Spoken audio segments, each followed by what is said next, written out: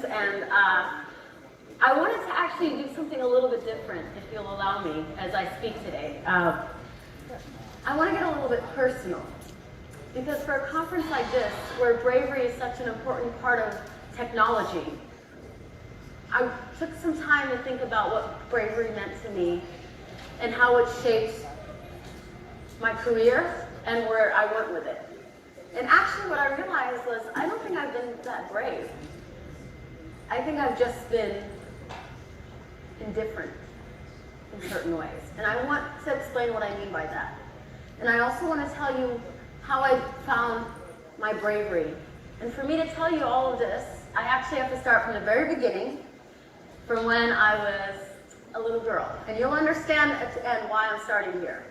But I felt like a lot of the bravery I have comes from my parents and what they went through to allow myself and my sister to have our best chance of living our dreams. So it started when I was a kid, and there I am with my mom, my angel. But if you look closer, you'll see my eyes are crossed. I couldn't see as a child very well. The doctors didn't know what I saw and what I didn't. They also had this belief that I had a lot of headaches due to my eyes crossing, what's called estheotropia. And this was in Cairo, Egypt, where I was born. And the doctors in Egypt told my parents, if you don't fix this now, she'll permanently be cross-eyed. But unfortunately, we do not have the doctors in Cairo to do the surgery that she needs.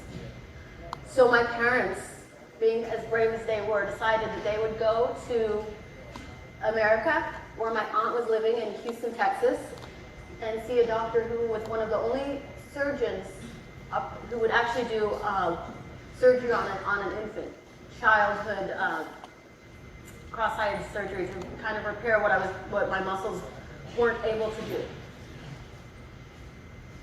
I don't remember any of this. Obviously, I was a bit young, but I go back to the doctor for checkups, Dr. Brenner, and he told me once that when my mom had me in her arms and was about to give her daughter, her baby to him, he'd never had a mother hold on so tight and cry so much.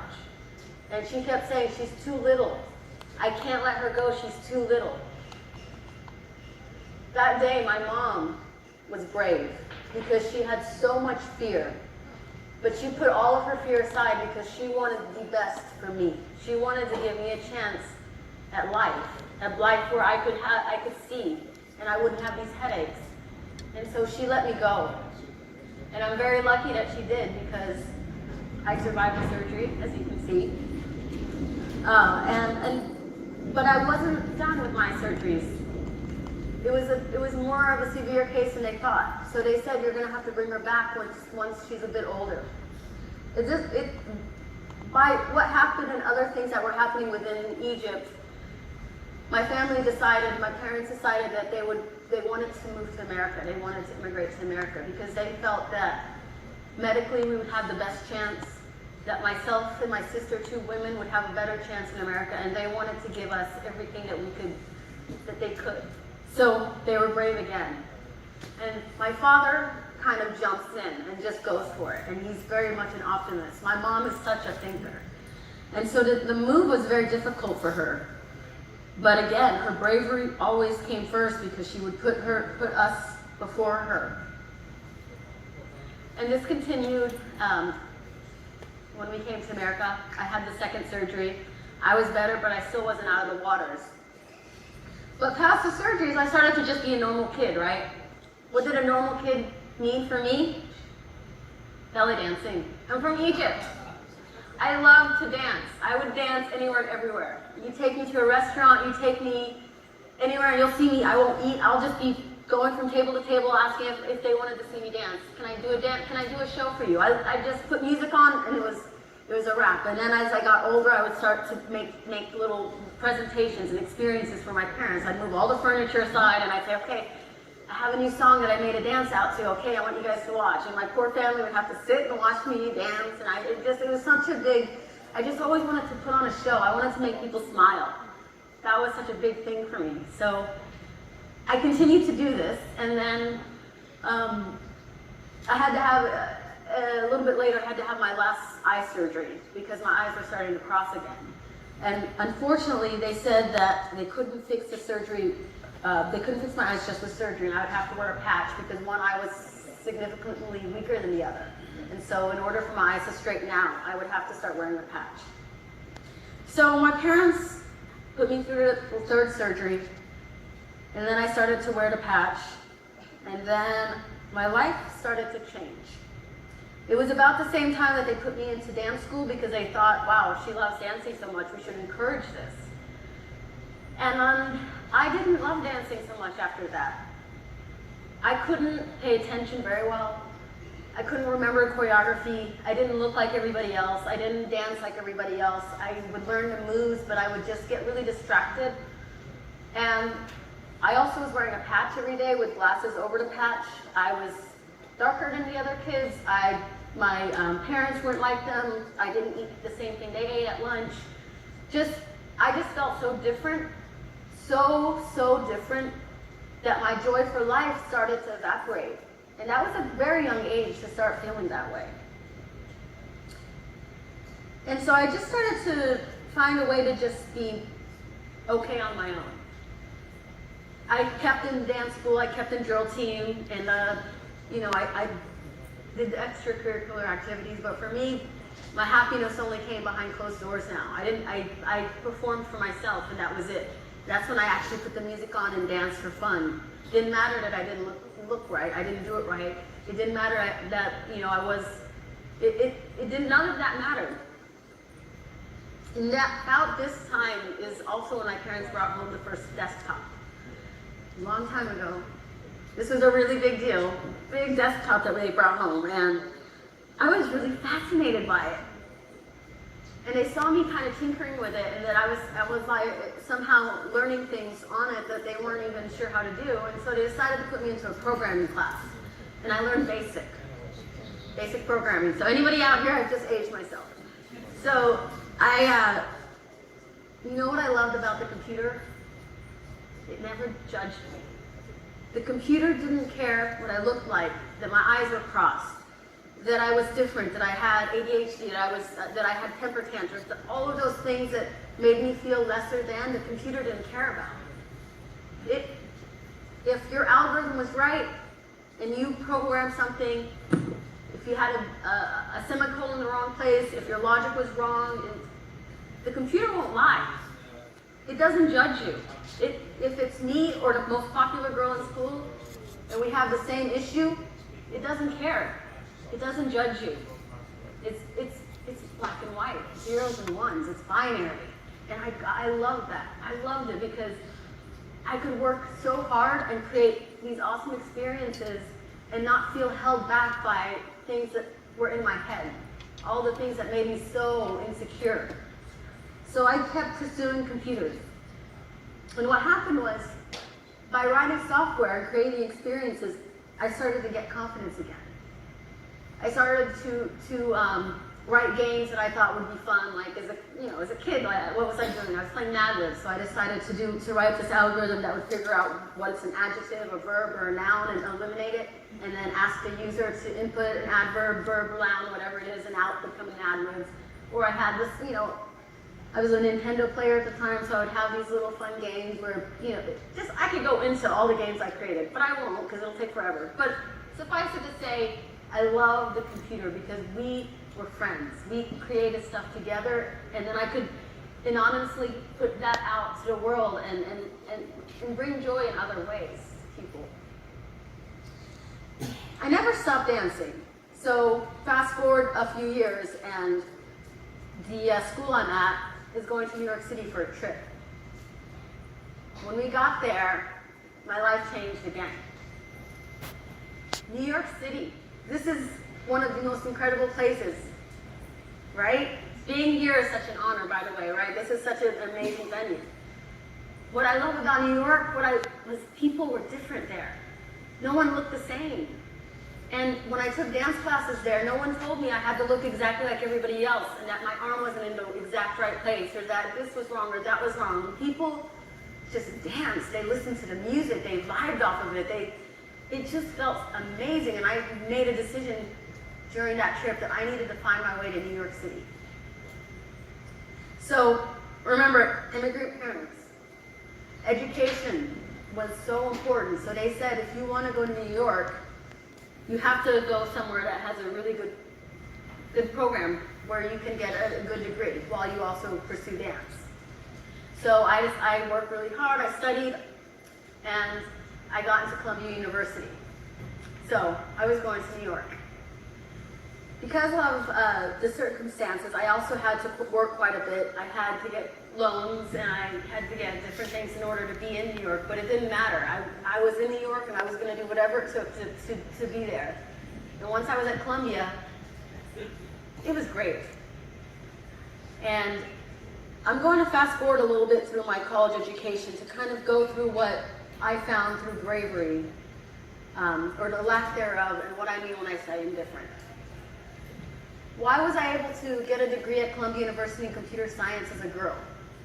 And why did it never really faze me that I was a girl amongst 90% of the room of guys? I think it was because I was indifferent.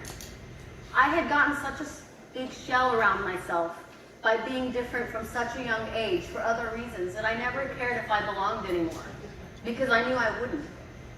So as I was getting into computer science and mathematics, and other girls were too, but the difference between me and them was, as they got older, they were going through what I had already gone through.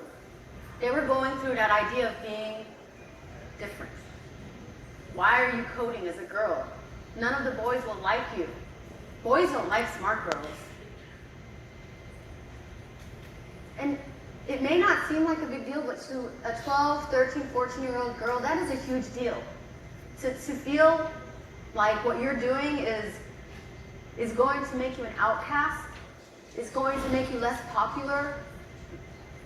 It doesn't matter how much you love doing it. Peer pressure is hard, and it sucks.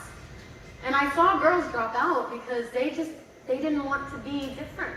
They didn't want it. They wanted to fit in because it hurts when you're not the same. It hurts when people are making fun of you. It hurts when you feel alone. And so I think it was my indifference that allowed me to keep pursuing computer science through college. Because I didn't ever feel that I had to change who I was to work on the computer, because we had a relationship, me and the computer, and the computer didn't care. The computer just wanted to know, what do you want me to do, and I'll do it. So I was lucky, and I got past Columbia, and I even got a job at Bloomberg Financial working as a software developer. And I never stopped dancing, as you know. I came to New York to dance, and once I got to a point where I felt confident in performing as an artist, then I got a really incredible internship at a dance company. And I had an opportunity to work as an intern at this company while working at Bloomberg.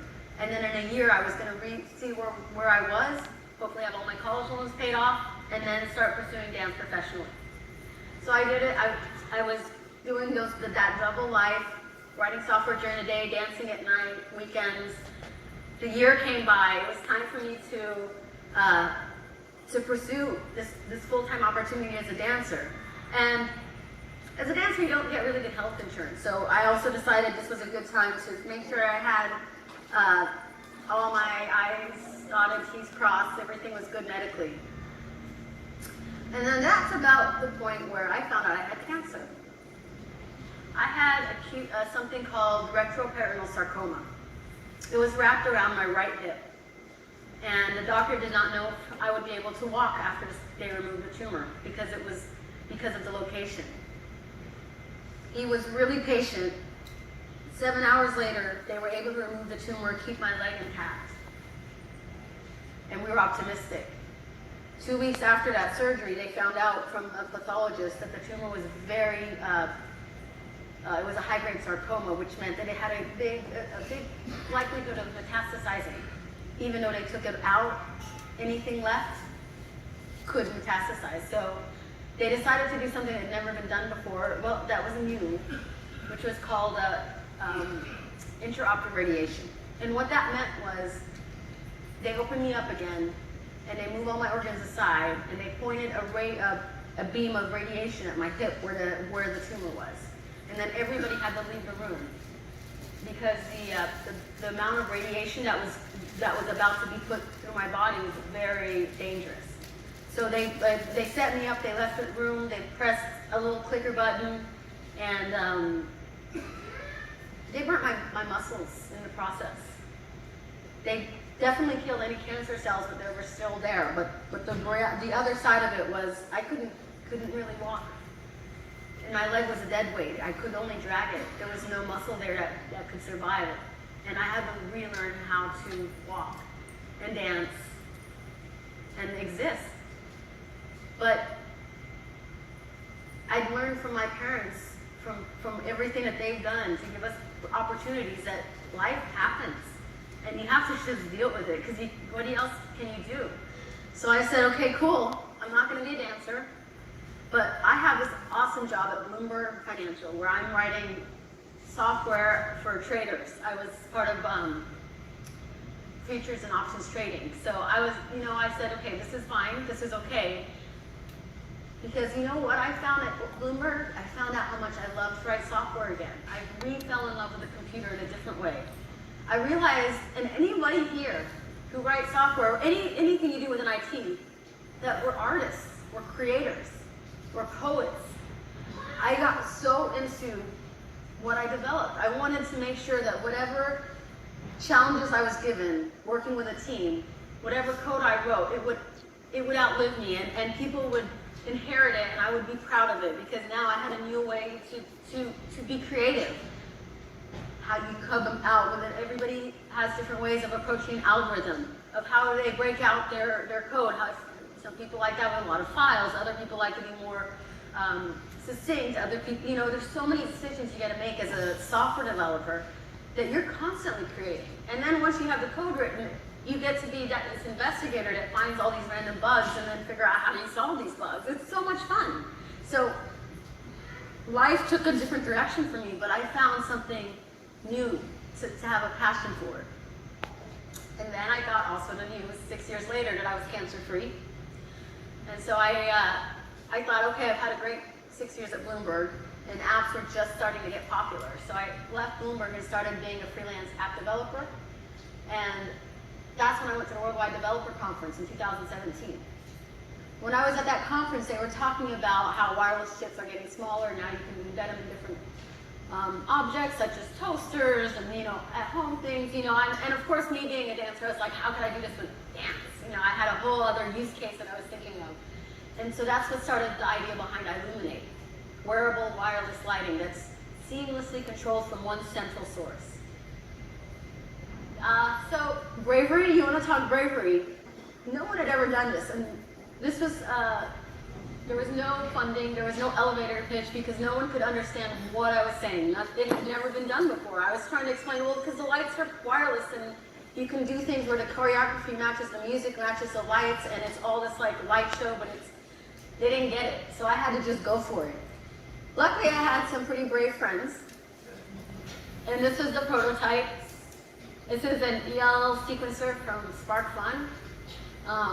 With a very dangerous battery, which we didn't realize at the time how dangerous, but we don't use that battery anymore. And you'll see the wireless chip in there, and the EL wire is kind of hanging down, and I have this iPhone app next to me. Oh, that's not the iPhone app, but I had an iPhone app image where I was controlling it.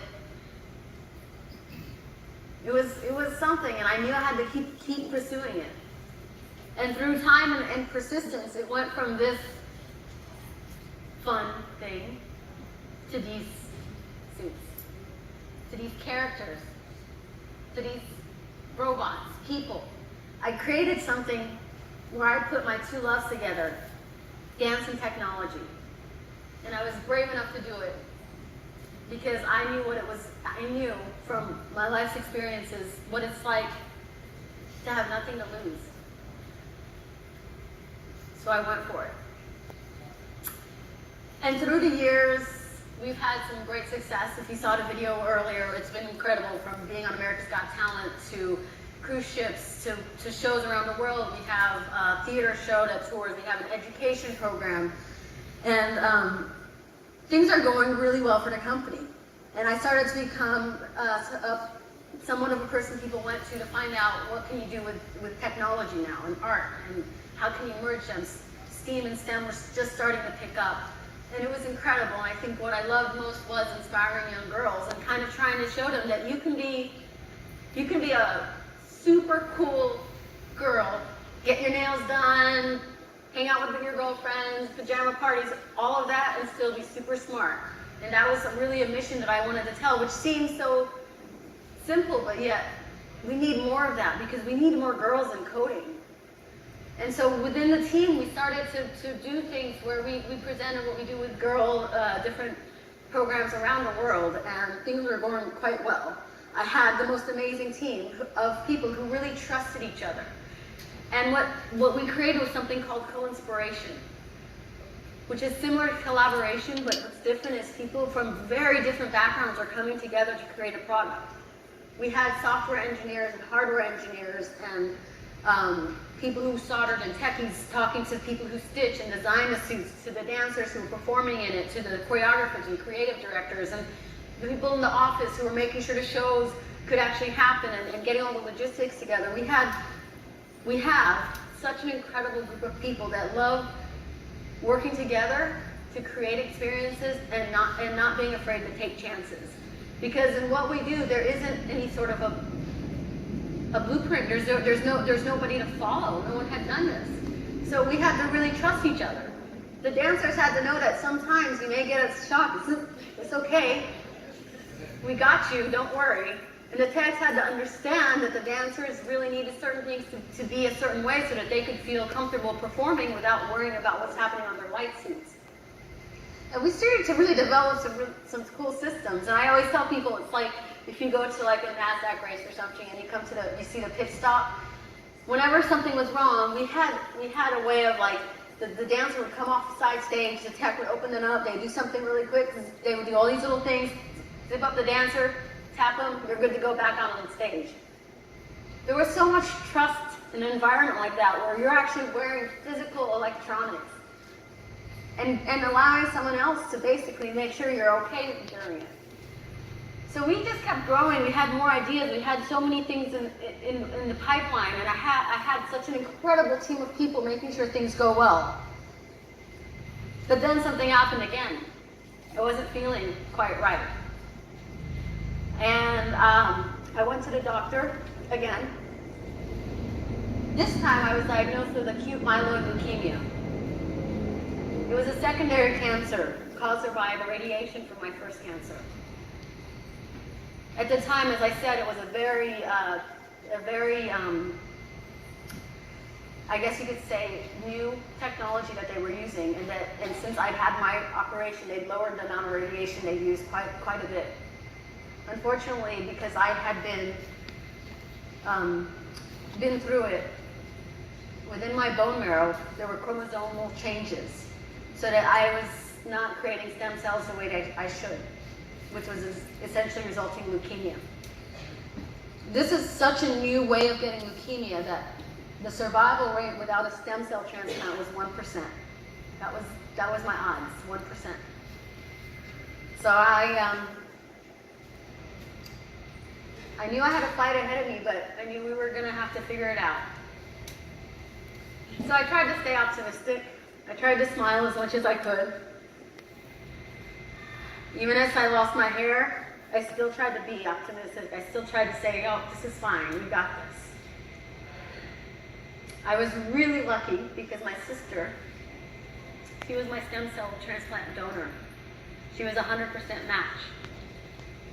And she knew that the only way I could survive is if I got her bone marrow. And so she was there for me. I had 4 rounds of chemo and then a stem cell transplant. I didn't think I was going to survive. I tried to be optimistic. I kept working. I didn't want people to know how sick I was. I wanted to hide it.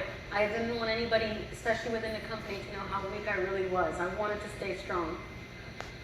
So I showed my parents my weakness because they've always been the people I stood by. My father, my rock, my mom, my angel, always there for me. Since I was a little girl, she never stopped taking care of me through all the surgeries and through all the treatments. But it was hard. And there was a point where I was just ready to go. The treatments were harder than anything that I can explain. The hair loss is just a very small fraction of what you go through. I couldn't swallow, I couldn't eat for almost a month. I couldn't remember my name. I was speaking gibberish for quite a bit of time. I was just not there. And I made a decision in my mind that I was really lucky. I'd seen some incredible dreams come true. I've had such a great life. And I made a decision that it would be okay if I don't wake up in the morning. That I would be okay, that I'm lucky. But that wasn't how it ended, as you can see. And it's because of the incredible people behind Illuminate and the magic that we created. So I want to share something a bit personal with you that helped me get through to the other side. Hi, Miral. Happy holidays. Listen, I want to thank you for being a blessing in my life. Well, Merry Christmas. Happy 2018. Hey Miral, what's up? We out here in Saudi. We love you, we send you love and Our light. lives are better for having you in them. All the prayers. It's just coming from the bottom of my heart, and we want you to get better. Sending you all my love and light, and I hope to see you soon. Yo, Miral, love you, Merry Christmas, Happy Holidays, miss you so much, and send you all the love and good vibes from me and all these amazing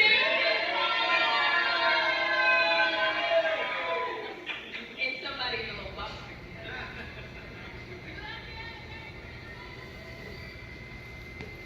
When I saw that video,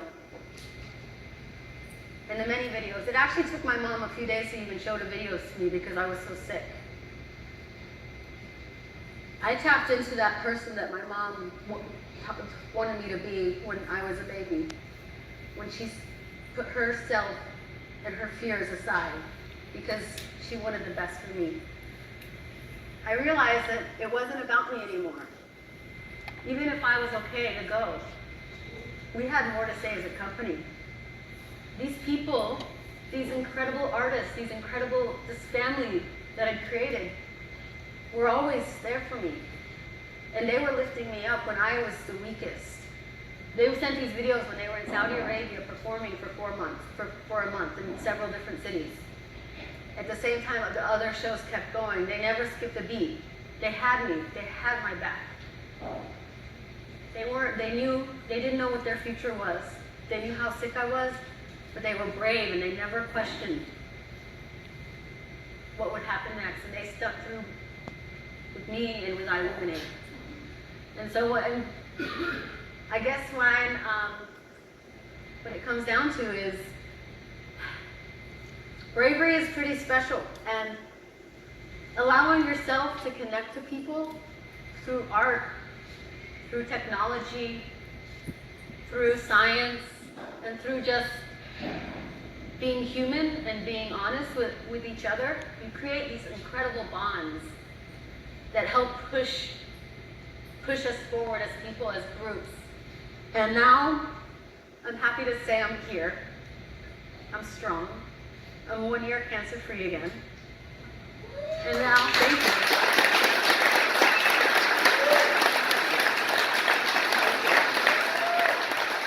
And now we have so much to say. We're on fire. We have new technology coming out. We are about to open a show in Vegas. We are doing more with augmented reality, virtual reality. We're doing even more with iPhone apps and cell phone apps. And there's just so much going on. We are on fire, and we have so much to show the world. And we're so excited to be at this conference, to be able to show you what we're up to. And with time, you'll also see what's coming next. So we're going to keep going. We're going to keep pushing technology and art and how important it is to keep brave and don't be afraid to try new things. And I always end by saying, I illuminate. Do you? I want to see you guys afterwards. Let's talk. I'm really lucky to be here. Thank you so much for having me, and I think we have a little surprise for you that they're going to set up right now.